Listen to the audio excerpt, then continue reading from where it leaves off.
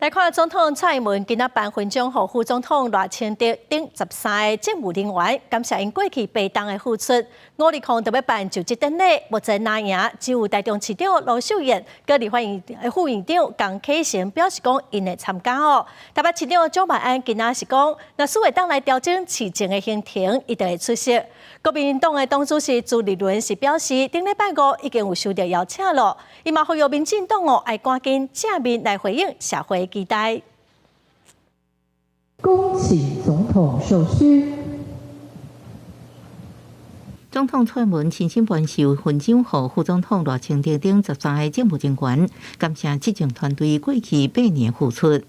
过去8年，因为有各位的携手打拼，一起让台湾跨出改革的第一里路，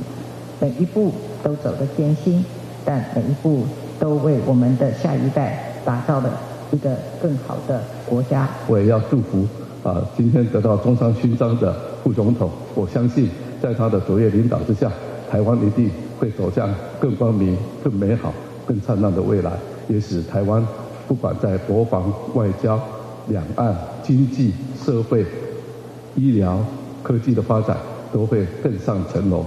对是不是要参加520准总统赖清德就职典礼，那也目前有台中市长罗秀燕、甲立法院副院长江启臣表态要参加。台北市长拢用市政行程真无行做理由拒绝。